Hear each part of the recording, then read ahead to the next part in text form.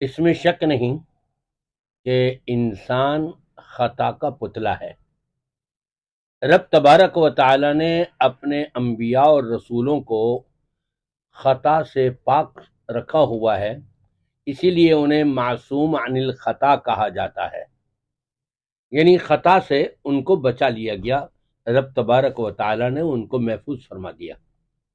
لیکن انبیاء اور رسولوں کے علاوہ کوئی چھوٹا ہو، بڑا ہو، استاد ہو، مولوی ہو، مفتی ہو، علامہ ہو، فہامہ ہو، کوئی بھی ہو، خطا کا پتلا ہے۔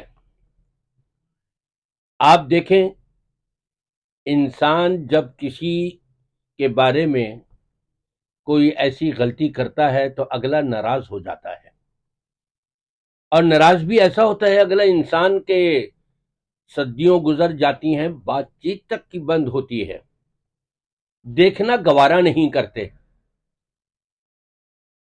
اس کا نام سننا پسند نہیں کرتے۔ لیکن اس کائنات میں ایک ہی تو ذات ہے جو یہ فرماتی ہے، اے پیارے نبی صلی اللہ علیہ وسلم، نبئ عبادی انی انا الغفور الرحیم، میرے بندوں کو آپ خبر کر دیجئے کہ میں ہی تو بخشنے والا اور مہربانی کرنے والا ہوں۔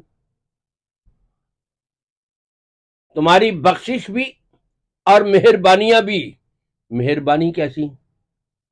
بخشش تو کر دی گئی، تم سے جو غلطی ہوئی تھی، قصور ہوا تھا، خطا ہوئی تھی، وہ معاف کر دی گئی۔ لیکن اب رحیمی کیسے؟ انا الغفور الرحیم، بخشنے والا بھی ہوں اور مہربان بھی ہوں، رحیم بھی ہوں۔ رحیم یہ ہے اس کی کہ رب تبارک و تعالی نے اپنے کلام پاک میں ارشاد فرمایا، الا من تاب وآمن وعمل عملا صالحا فاولئک یبدل اللہ سیئاتہم حسنات، جو توبہ کر لے، استغفار کر لے، معافی مانگ لے، میں اس کے گناہ تو معاف کر ہی دیتا ہوں۔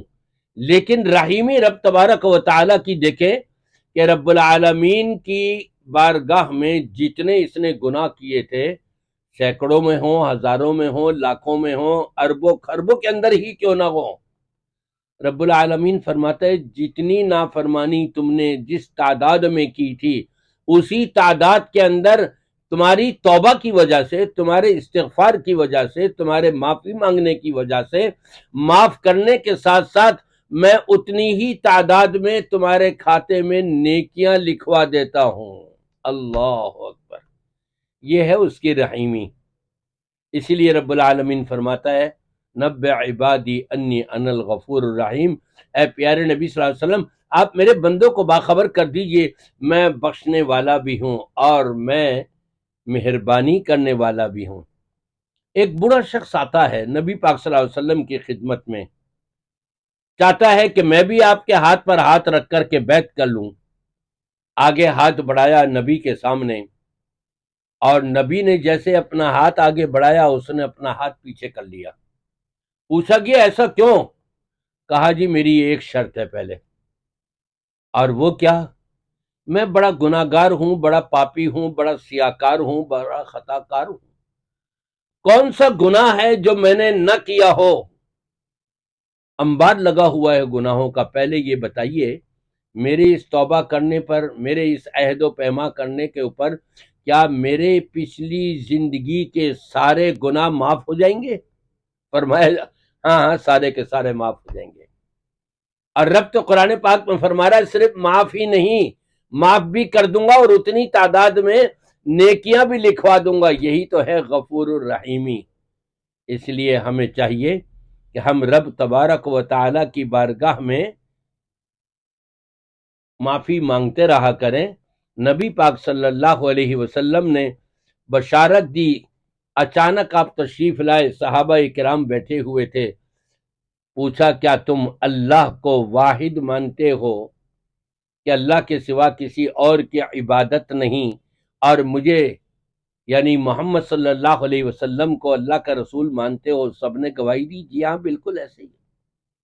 تو نبی پاک صلی اللہ علیہ وسلم نے اسی بیس کے اوپر ان صحابہ کرام کو بشارت دی ہے، اور رب تبارک و تعالی نے ان کے لیے تو یہ اعلان فرما دیا، رضی اللہ عنہم ورضوا عنہ، اللہ بھی ان سے راضی ہو گیا اور یہ بھی اللہ کے انعامات و اکرامات کو پا کر کے راضی اور خوش، بلکہ یہاں تک فرما دیا فَإِنْ آمَنُوا بِمِثْلِ مَا آمَنْتُمْ بِهِ فَقَدْ اهْتَدَوْا، اے لوگو جس طرح سے میرے نبی کے صحابہ تم ایمان لے کر کے آئے ہو، بعد والے لوگ اگر اسی طرح سے ایمان لائیں گے تو ہدایت پر ہوں گے، ورنہ نہیں۔